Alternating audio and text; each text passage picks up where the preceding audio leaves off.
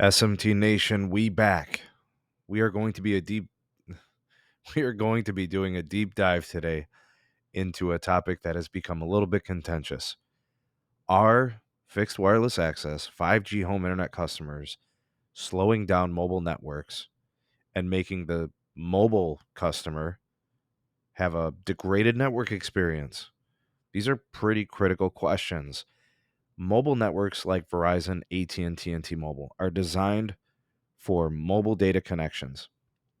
A person on a smartphone, a person with a tethering hotspot plan, a person with a dedicated hotspot device. Now we're starting to see, with the exception of AT&T, we're seeing T-Mobile and Verizon selling home internet on their mobile networks. If you like it or you don't is irrelevant.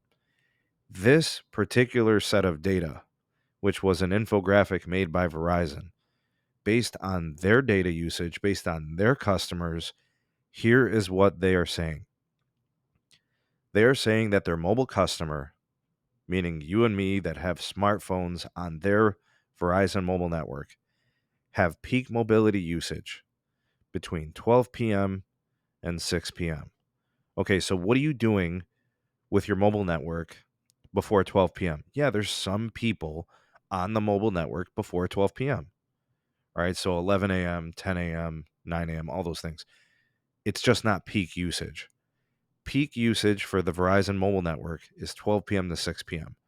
So when people are winding down their workday, consuming video, podcast material, it's like the end of the workday after work, on their way home, on their way to their next destination, whatever, right? That's peak usage for the mobile network by mobile customers. On the right, you'll see the peak FWA usage. This is the 5G home internet customer, the LTE home internet customer, millimeter wave C-band, makes no difference. From 7 p.m. to 9 p.m. That is a 2-hour window when the Verizon 5G home internet customer is binging video on the network. These two peak times are so different that Verizon is willing to just coin the term complementary, meaning that they're at different times. They're filling a niche during the days, as the day progresses. So from 12 to 6 p.m., the network is getting torched by mobile users. And then it starts to slow down after 6, and it starts getting torched by fixed wireless access users for 2 hours from 7 to 9. And then there's still people on the network at 10, 11 o'clock. It's just the usage is much less. It's just not peak. So that's where you kind of start to see like the relief in the network. You can actually confirm this, folks. I've tested it myself.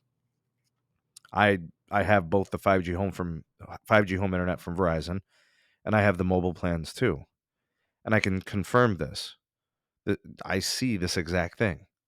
You look at the available speeds and throughput and capacity available at these times, and it holds true, right? So they're not just blowing smoke up anybody's what. Verizon is not going to jeopardize and compromise its mobile network to sell a $25 home internet.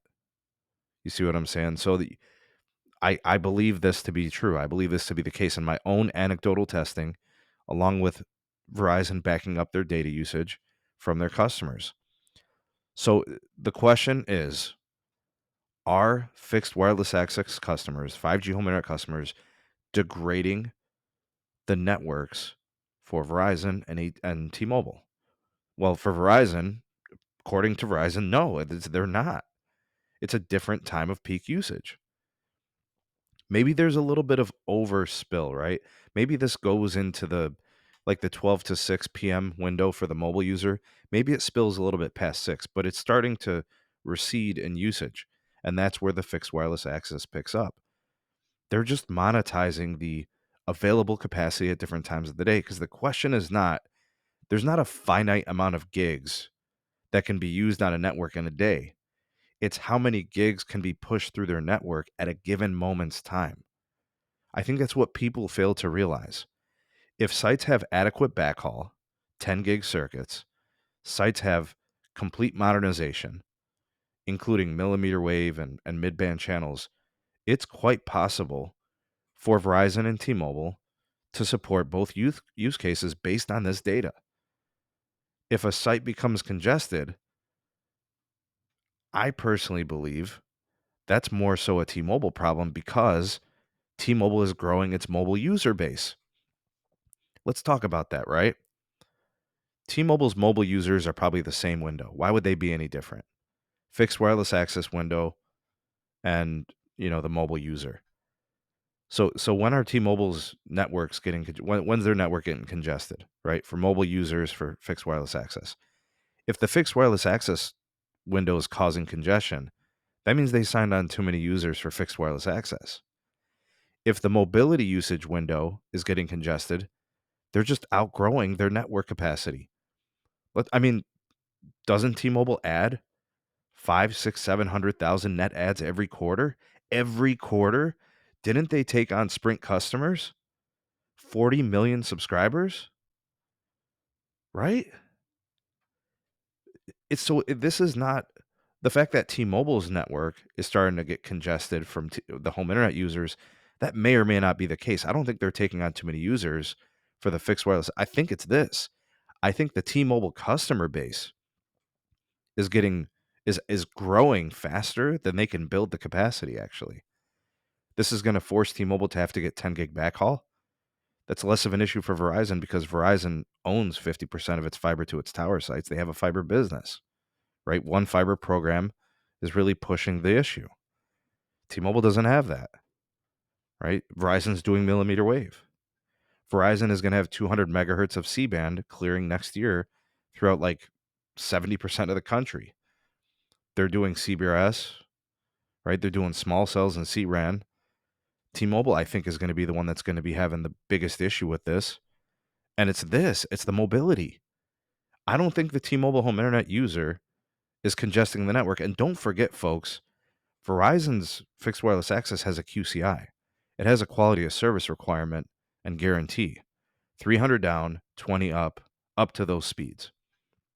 They even have like a plus plan and all that. T-Mobile's always going to be DPRIO. It's not the home internet users that are slowing down the network on T-Mobile. It's the mobile users. That's how I see it, folks. That's what I think is happening. Based on this data, based on my own anecdotal testing, these things are starting to come together for me. Right? I can see it. What do you guys think? Sound off in the comment section below. You are the voice of the people, the SMT Nation. Let your voice be heard. Like, share, and subscribe for more, and turn on the bell notification icon to never miss an upload. Links are in the description for all things going on with the channel. Big shout out to my patrons. Big shout out to my YouTube members. Thank you all for supporting me on these platforms. Y'all are the GOATs. Thank you so much. Words of positivity as we head out this video. Every new day is an opportunity to be great. Go out there and be great. Thanks for watching. See you on the next one. Peace.